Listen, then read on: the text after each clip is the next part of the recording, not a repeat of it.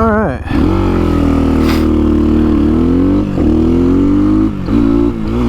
Come on. There we go. I don't know if you can even hear me right now with all the wind, but it's almost been a year since I bought this Templar X. Got 521 miles on it, and I thought I would kind of go over a few things, a few of my thoughts about it. Let's see, pros and cons first, I guess. Pros, it looks really good. I think it's a great looking bike. It's pretty comfortable. It sounds decent. Let's see, what else? It feels good. Like it's pretty... feels like you can flick it around a little bit. You know, it's got a big 21-inch tire on the front. The gearbox feels good. Some of the cons, maybe. Some of the fasteners are kind of cheap. I think there's a couple things I've stripped out. Nothing crucial yet. Just like not all of them either, just some of the like fasteners, stuff going to the frame. It's kind of questionable integrity.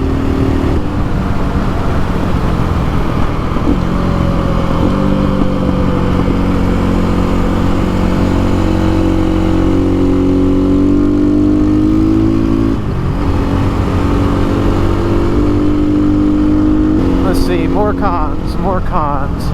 It does feel a bit clunky, and the suspension's a bit soft as well compared to my 95 Suzuki DR350, which is, I think, kind of known for having soft suspension. But there's no, like, this thing doesn't like bounce back even if you mess with the rebound and the compression and all that. It doesn't seem like it does a whole lot. I don't think I've bottomed this bike out but maybe once, but I mean, if you've got like $2,000 or maybe even like $1,200 or $1,500 if you find one used, I don't think you're really going to go wrong, especially if it's the first bike. But I scoured the internet, reviews and whatever on YouTube I could find, which wasn't very much. We're gonna run down to the iron furnace. I think it's called the Cedar Grove Iron Furnace over here, kind of local. Kind of some fun little roads to ride on getting back there.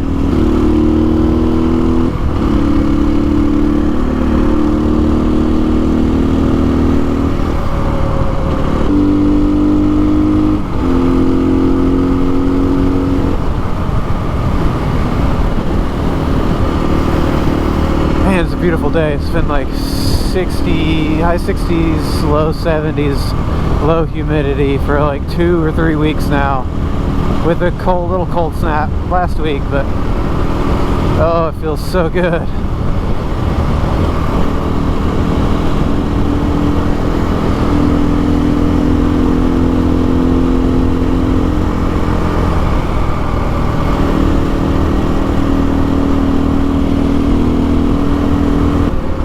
I'm pretty happy with it. Would I buy it again? Maybe. I think I would. I mean, I'm kind of outgrowing it at this point, I would say.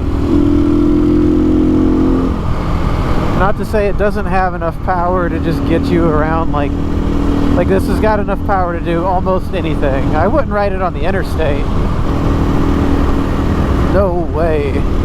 Anything like, I think you could probably get away with 65 for a little while. 60 is like, that's probably right at the cusp of your comfort zone, or my comfort zone at least. But like 55, 60, I think you could do that very comfortably on this. Like there's 55, that's 6,000 RPM. Red line is like 95.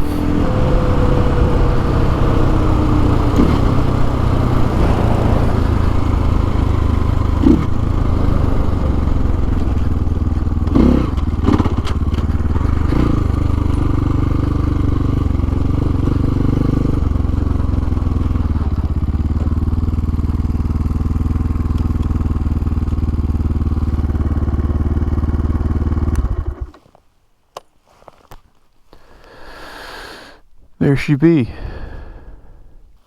So as far as it just falling apart in about a year and it's going to explode, which is what you always read about on most of the reviews you find on these bikes, I think that's not really true.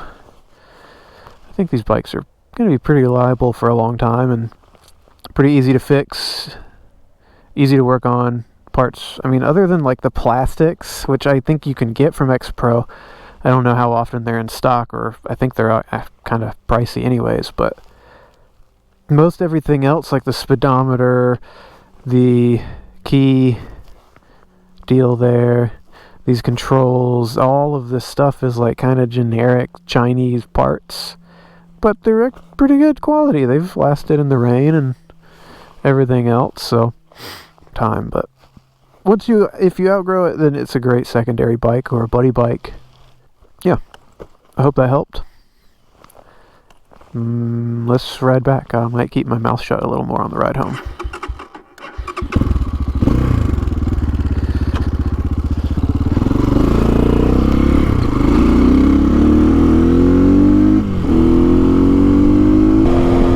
Pretty comfortable to stand on too, honestly. I'm like 6'1", so I guess to summarize, if you're really thinking about getting one of these bikes, I think this is pretty safe. I bought the base model Templar first, and then I gave that one to my wife, which it fits her pretty well. And then I bought this one just because it was bigger. Being 6'1", the base Templar just felt too small to me. It felt like I was riding a big pit bike almost. This feels like a motorcycle. This is like a properly sized machine. But this is just a superior bike compared to the base Templar. I wouldn't probably buy another one of those. The build quality, I think, is noticeably less.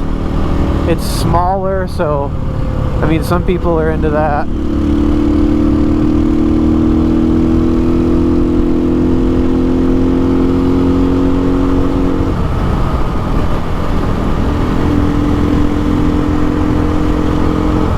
Not me so much. Unless it is an actual pit bike, then I'm totally down. Pit bikes are awesome. Love pit bikes.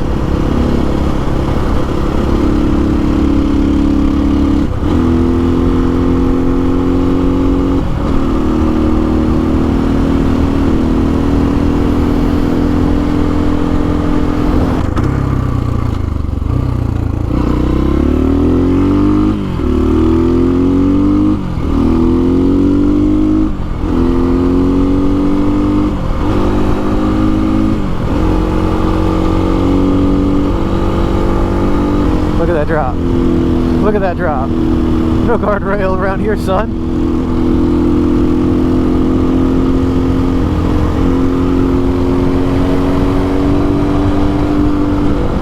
That's 6th gear, by the way.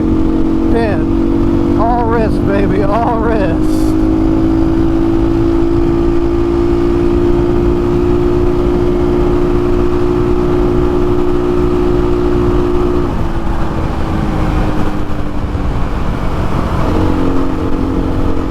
I think 71 is about all she wanted to do there.